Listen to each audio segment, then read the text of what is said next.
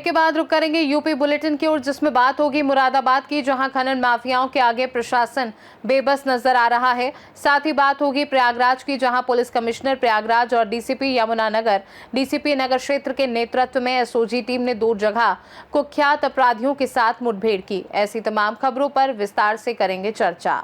मुरादाबाद में खनन माफियाओं के खिलाफ प्रशासन की नाकामी से क्षेत्र की जनता में चिंता व्याप्त है। नो एंट्री और ओवरलोडिंग के नियमों के बावजूद भारी वाहनों को बाजार और भीड़भाड़ वाले इलाकों से गुजरने दिया जा रहा है।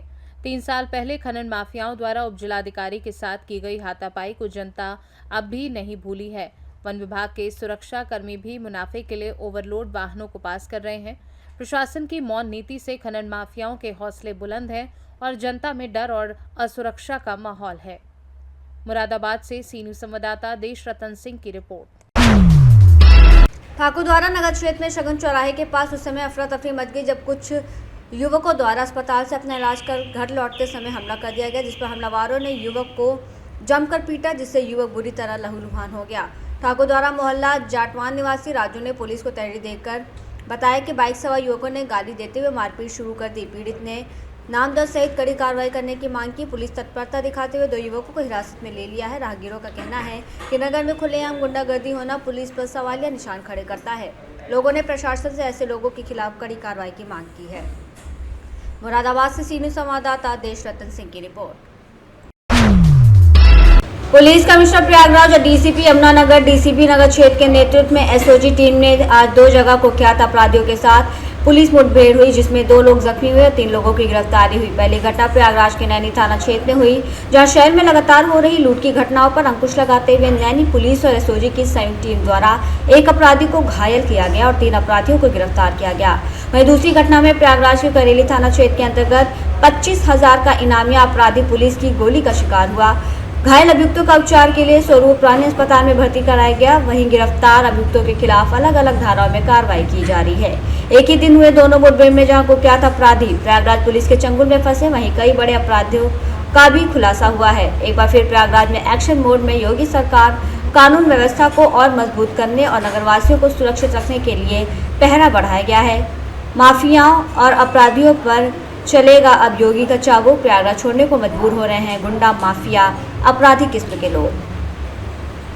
आज दिनांक 23/8/2025 को प्रभानिरीक्षक नैनी तथा एसओजी पुराने यमुना ब्रिज के पास चेकिंग कर रहे थे। उसी समय ईसू दरबार रोड की तरफ से 3 व्यक्ति मोटरसाइकिल से आ रहे थे, जिनको रोकने का प्रयास किया गया तो पुलिस बल पर फायर करते हुए सेल्फी पॉइंट रोड के भागने लगे, जिनके पुलिस बल तथा एसओजी द्वारा संयुक्त रूप से पीछा किया गया, जहां पर उक्त अभियुक्तों द्वारा पुनः पुलिस बल पर फायर किया गया, जिसमें जवाबी कार्रवाई में पुलिस बल द्वारा फायर करने पर एक व्यक्ति के दाहिने पैर में गोली लगी है तथा तीनों अभियुक्तों को अभिरक्षा में ले लिया गया है। घायल व्यक्ति को बेहतर इलाज हेतु अस्पताल भेजा गया है।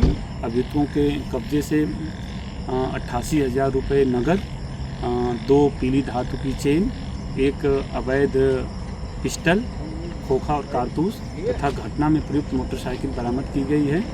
अभियुक्तों के पूछताछ में उनके द्वारा अपना नाम क्रमशः दानिश, शमशेर तथा फैसल बताए हैं। इनके आपराधिक इतिहास के संबंध में डीसीआरबी से पता किया जा रहा है और इस घटना के संबंध में सुसंगत धाराओं में थाना नैनी में अभियोग पंजीकृत।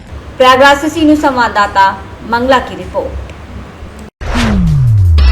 सहारनपुर पुलिस द्वारा नशे के कारोबार पर सख्ती से लगाम लगाने के लिए पुलिस लगातार अभियान चलाया जा रहा है और इसी क्रम में थाना नकुड़ पुलिस ने ऑपरेशन सवेरा के तहत नशे के अंधकार से जीवन के उजाले की ओर अभियान के तहत बड़ी सफलता हाथ लगी है। पुलिस ने चेकिंग के दौरान 2 शातिर नशा तस्करों को गिरफ्तार कर उनके कब्जे से 70 ग्राम अवैध स्मैक बिक्री से अर्जित करीब 1,50,000 रुपये नकद बरामद किए हैं। पुलिस ने एहसान और सनवर को गिरफ्तार किया है।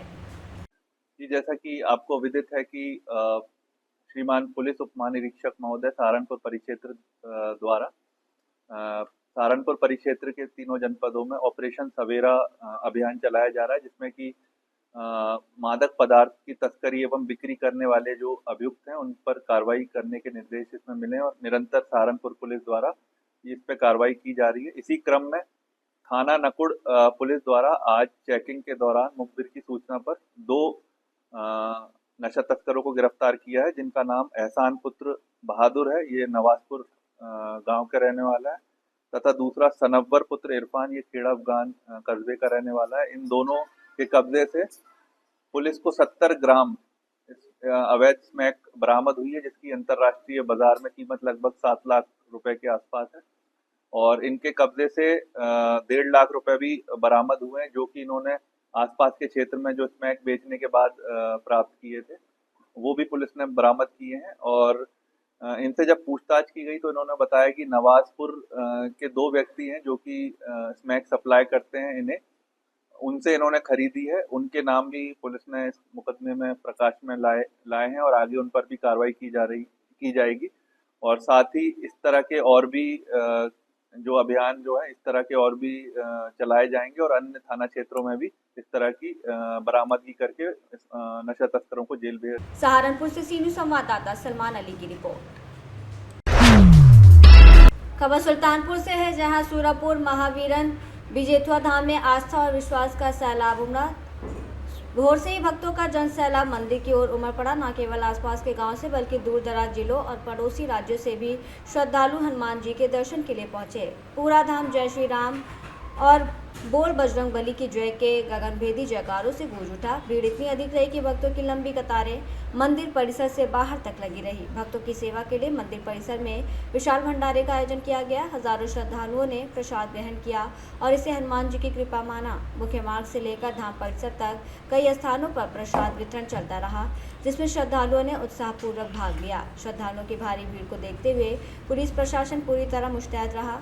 थाना कादीपुर प्रभारी श्याम सुंदर और सूरापुर चौकी इंचार्ज संतोष कुमार सिंह ने धाम पर पहुंचकर सुरक्षा इंतजामों की निगरानी की। सीसीटीवी कैमरों से लगातार मॉनिटरिंग की गई और ट्रैफिक भीड़ नियंत्रण के लिए पर्याप्त पुलिस बल तैनात रहा। सुल्तानपुर से सी न्यूज़ संवाददाता दिनेश सिंह की रिपोर्ट। यूपी बुलेटिन में बस इतना ही। देश दुनिया की बाकी खबरों को जानने के लिए आप देखते रहिए सी न्यूज़ भारत।